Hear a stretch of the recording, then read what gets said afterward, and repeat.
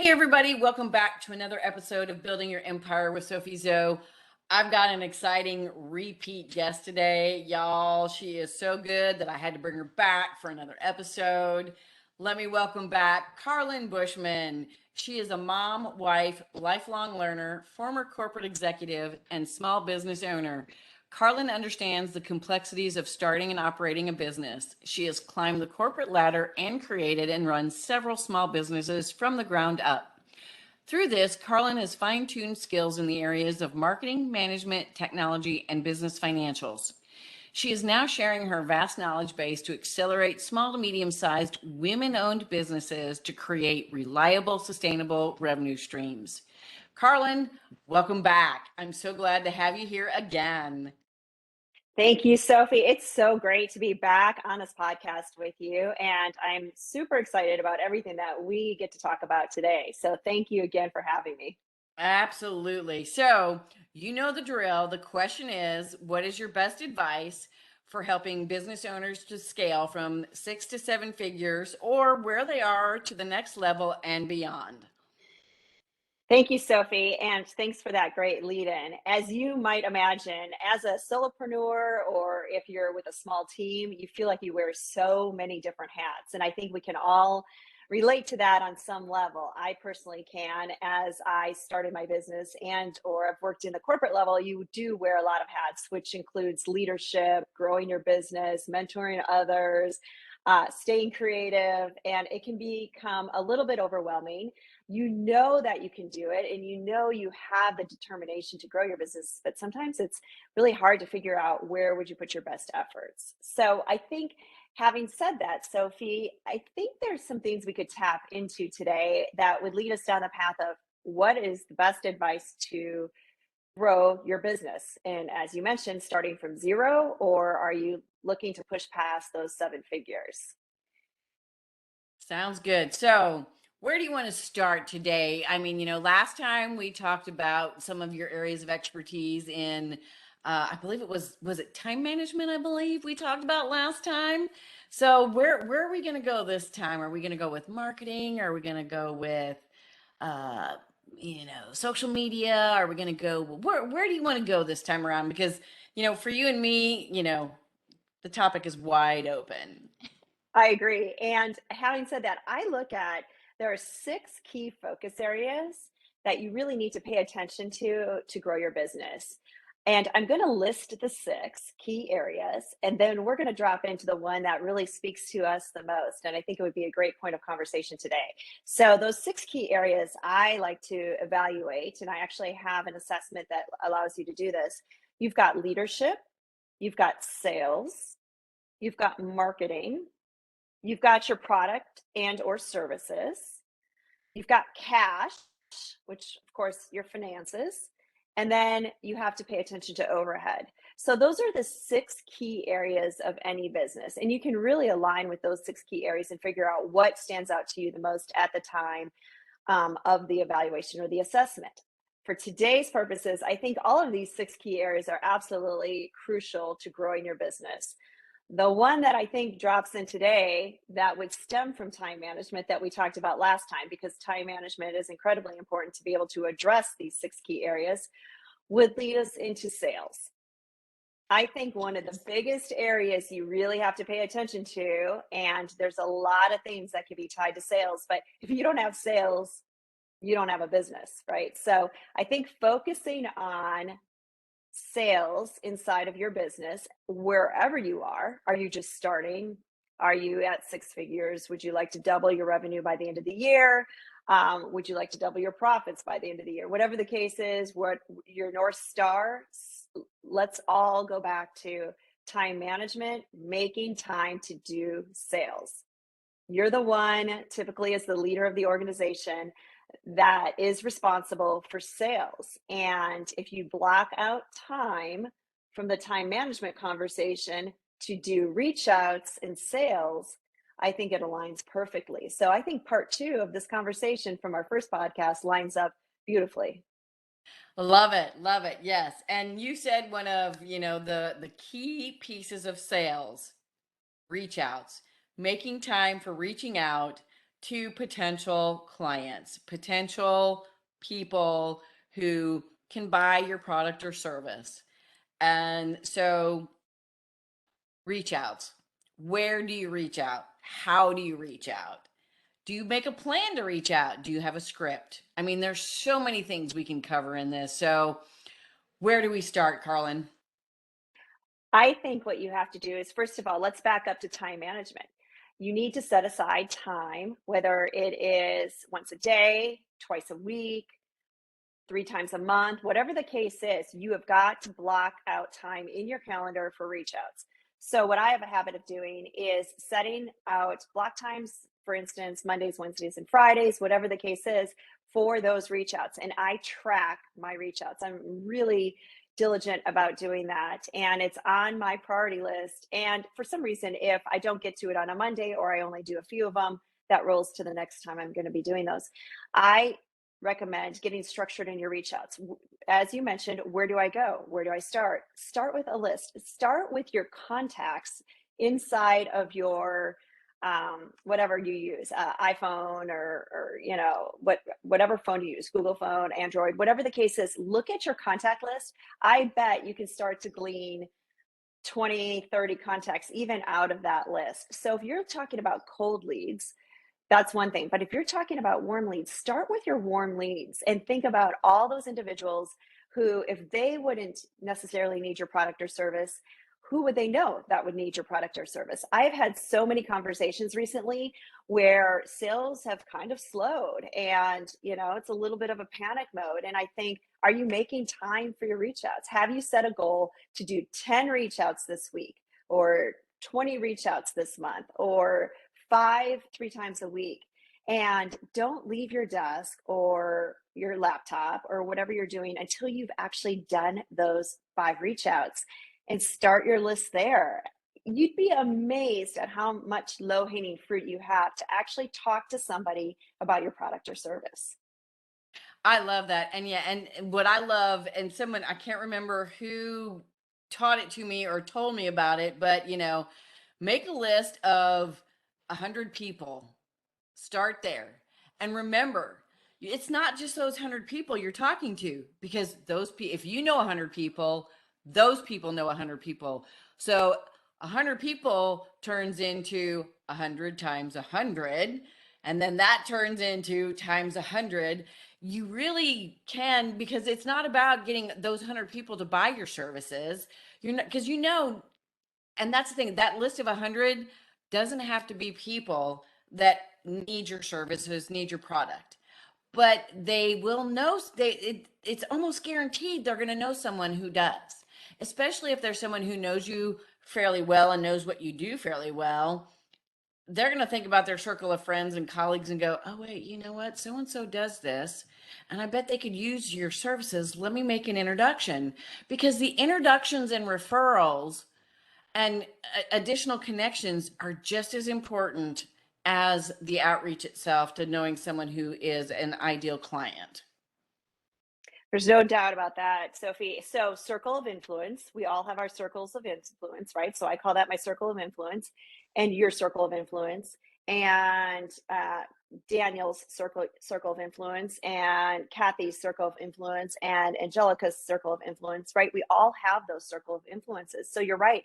Where Daniel might not need your services today, Daniel may know a few other people who he could introduce you to. So I love that introduction. But here's the other thing. So step one, I love the 100 list, right? So make a list of 100 and make a list of 100. Don't stop at 97. Don't stop at 79. Sit down and literally write out a list of 100 that you could start talking to. Then start talking, right? Whether it's communicating wherever they reside. Is it a phone call? Is it an email? Is it a direct message on a social platform?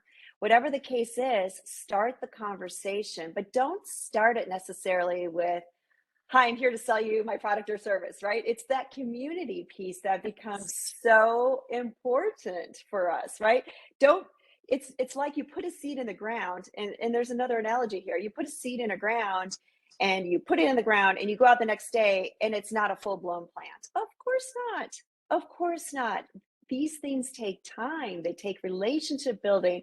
You don't plant a seed and the next day you've got a sale. That it's not going to always happen that way. So you have to water it, you have to fertilize it, you have to have a beautiful conversation so they can know, like, and trust you and understand that whether that's inside your circle of influence or not, these are relationship building efforts you're creating here.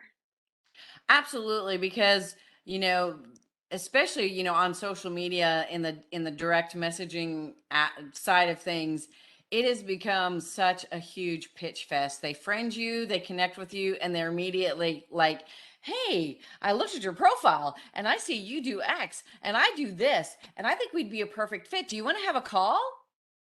Seriously? I don't know you from Adam. I have no idea what you really do and if I really need it and if I really want it. You should be saying, "Hey, I read your profile. I think it's really cool. I'd love to connect to see how we can support each other in the work that we do. We can connect, maybe we can cross promote each other, maybe we can collaborate." Don't say, and then I'm going to pitch you my services because I'm going to know by then if you need my services, and I'm going to just go ahead and pitch them. You know, in my world, I don't work with everybody. And in an ideal business situation, you shouldn't work with everybody and anybody either. It's called an ideal client for a reason. It's called your target audience for a reason because they have specific characteristics, they have a specific business and a way of working. And just by looking at their social media profile and maybe even their website, you don't really know if they are a fit for you or your services. So why in the heck would you go, "Hey, let's get on a call. I'm going to pitch you my services"? Right, That is exactly. just ridiculous.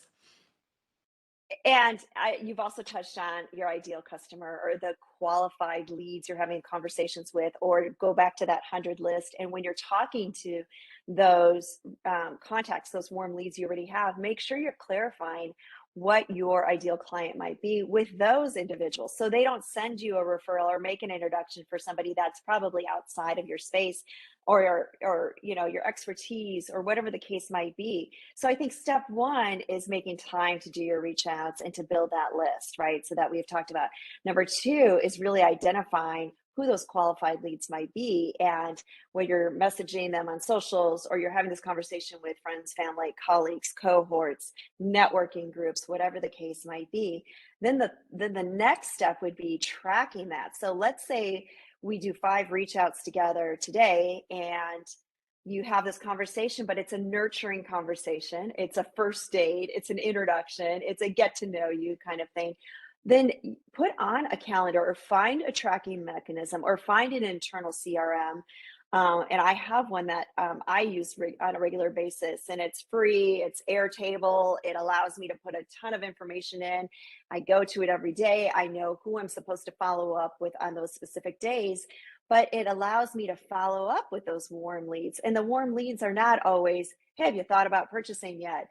That's not always the case. It might be, "Hey, your website looks great. Maybe try a few of these things." Or, "Hey, I just saw you launched a new product. It looks delightful. I can't wait to learn more about it." Whatever the case is. But your lead generation should be structured in a way where you've spent, that Monday reaching out to 5, 10, 20 leads. Well, make sure there's a follow up for them because in a perfect world, it'd be great if they all got back to you and returned your email or your direct message. But I can promise you that doesn't happen. I don't know about you, Sophie, but it definitely doesn't happen for me. We're all busy.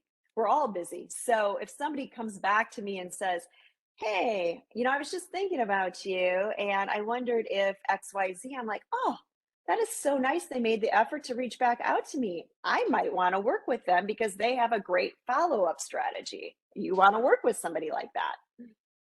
Absolutely. Yeah. Follow up is key. They say it takes something like 8 touches before someone is going to convert into a sale, whether it's a product or a service.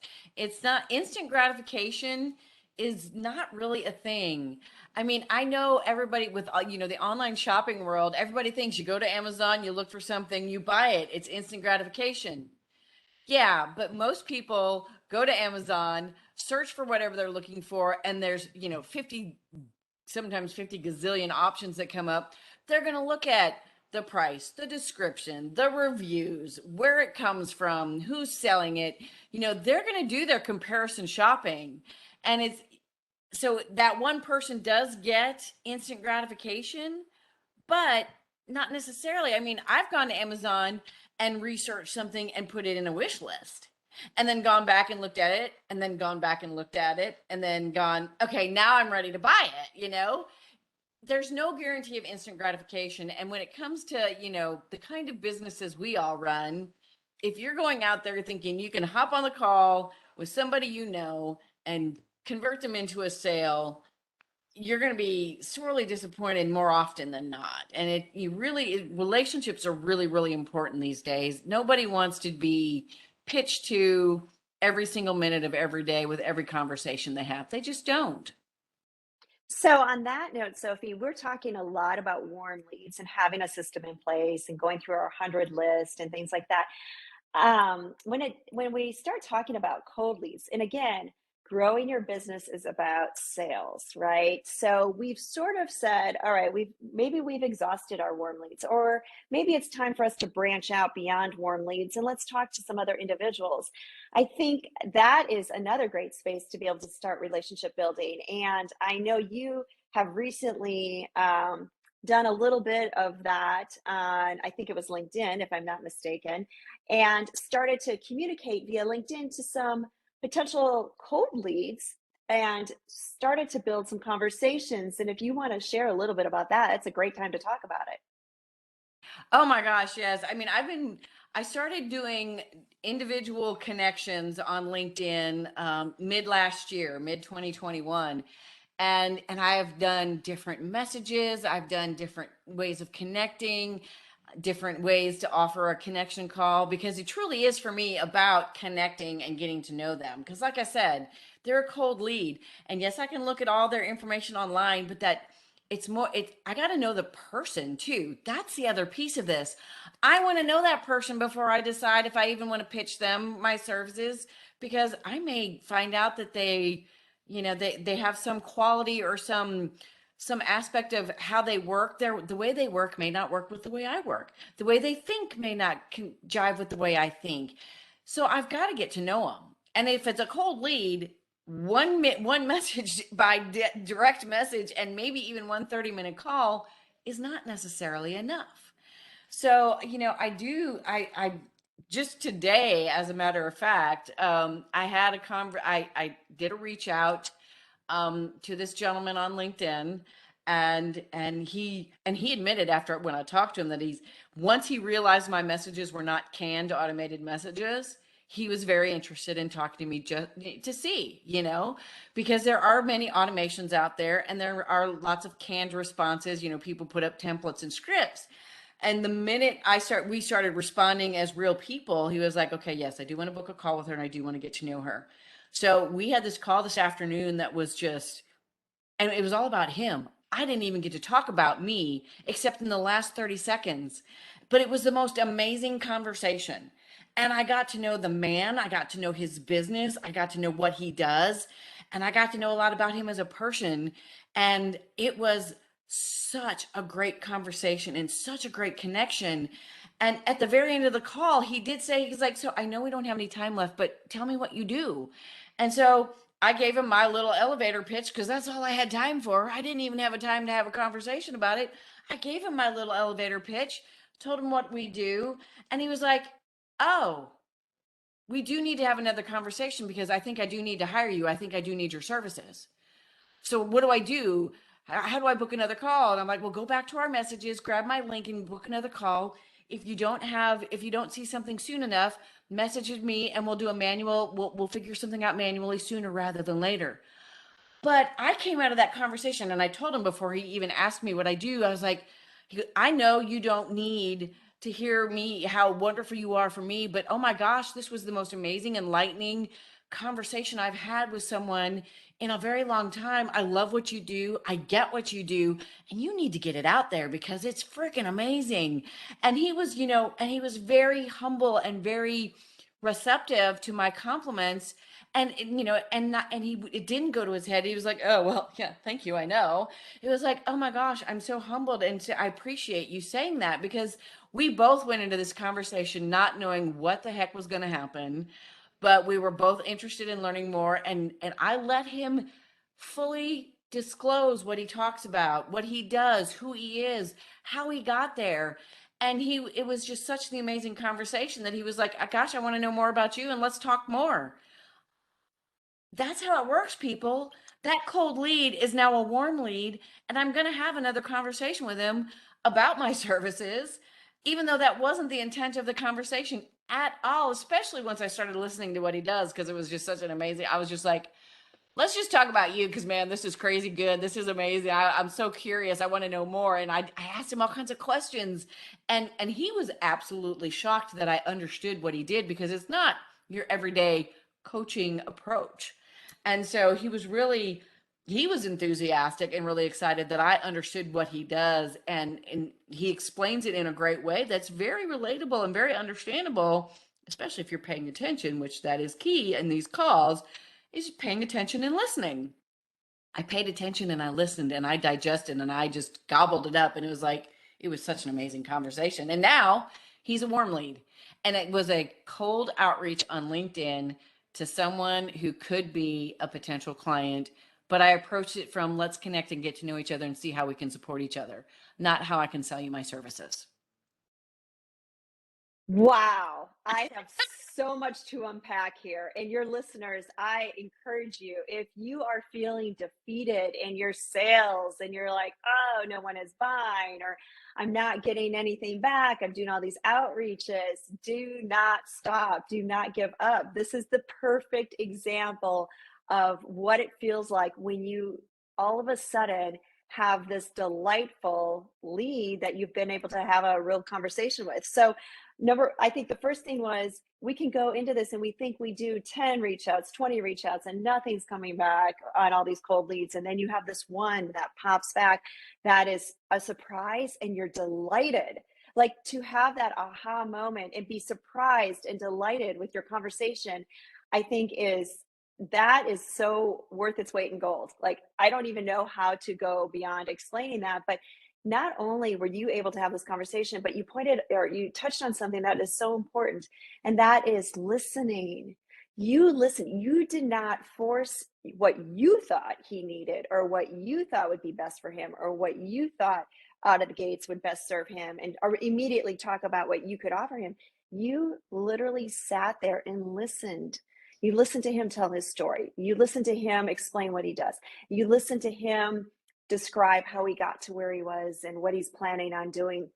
You were able to really hone in, and you said yourself, you have to just listen, and you're meeting your clients, you're meeting your customers where they are, and you could potentially solve the problem. But by taking time and respecting him and listening, he is now a warm lead. And we think we know what our clients or customers need, but that is not the case. To listen to what your customer or your client needs and to do those reach outs, you'll never know until you start doing those reach outs.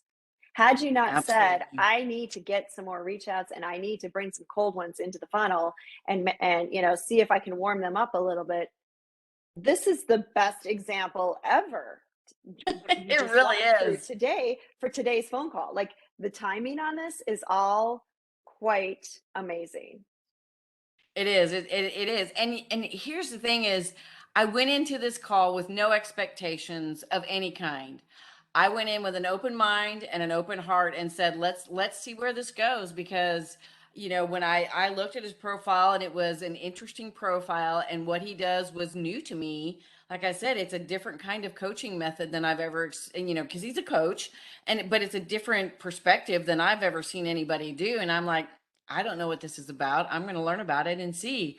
And by being open minded and hearted and listening to what he does and really learning what he does, it was the main difference. And if you do that with all your leads, even if you think you know what they do, you may not. You need to ask those questions.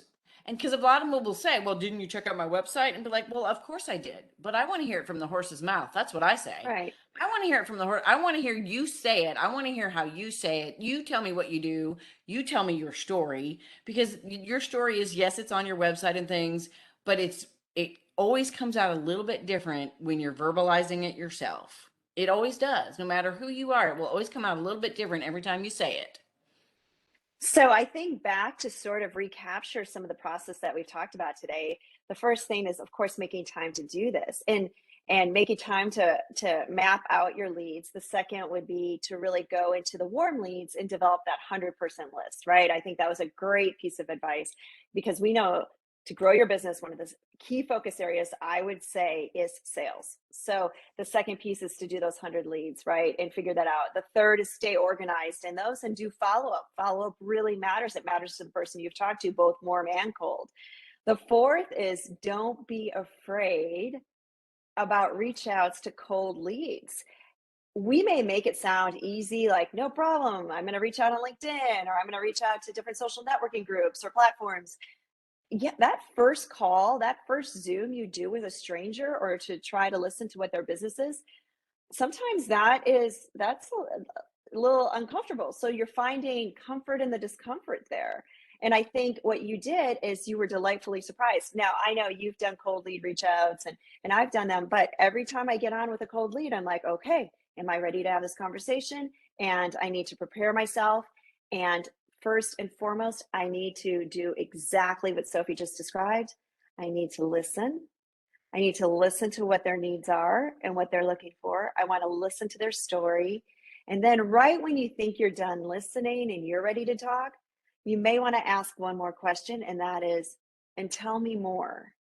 Because when you ask the question and tell me more often than not, one more piece or one more nugget about their business, about their story comes out. And that is exactly what you want them to do, is feel very comfortable talking to you. That's the relationship you're building. That does nurture them. And now you have a warm lead. And what you just described in your conversation, you said early on when you just described this whole thing that just happened literally before we got on today's call, you said, oh, you have to tell me more. You were so engaged in the conversation with him that you wanted more. Matter of fact, you even said to me, I could be on with this client, potential client, for another 2 hours today. Well, that is joyful. And if that individual knows that they would get that from you signing on to work with you, we all want to feel that way. We want to feel like we're the most important person to the people we work with. And we want those that work with us to feel that way too. It's so important for our business, whether again, products or services. Absolutely. Well, Carlin, I hate to do this, but we've got to wrap it up here. You and I could be on this conversation for hours. We really could. So, once again, tell my listeners where they can find you and what you've got going on that they could potentially, learn more about you, participate in. You bet. Thank you, Sophie. So Carlyn Bushman Consulting.com is my website. Carlyn Bushman Consulting is also my Instagram handle, and then Carlyn Bushman on LinkedIn. We have a couple things upcoming. First of all, we have Pop Academy, and that is where we actually cover all these topics and more in a 6-week course that Sophie and I co-teach together. The weeks are set up so they build on each other, and it's great. We start with time management, which is near and dear to both of our hearts. And then it goes from there all the way through with your lead generators and then concludes with financials. That starts May 11th. If you use the code Sophie50, you get $50 off, and there is a payment plan available to enroll for that beginning May 11th. If you're uncertain and you'd like to know more about Pop Academy or the services Sophie and I offer, we do have a couple webinars coming up. The first one is April 21st. So you can always drop into one of those free webinars to gather a little bit more information and to really understand the 6 key focus areas of your business. That is awesome. Yes, I am so excited. And this is round 2 of Pop Academy. So we're getting really good at what we do in this Pop Academy. I can't wait to see who comes in to learn from us again, because it was a lot of fun the first time around. The second time is going to be even better. Yes. All righty. Well, thank you for being on my show yet again. It was great having you. We can always have these conversations. I might have to just make you a regular guest. You never know. But to my listeners out there, thanks for stopping by and listening. If you haven't already subscribed, please subscribe, and we will see you again next week.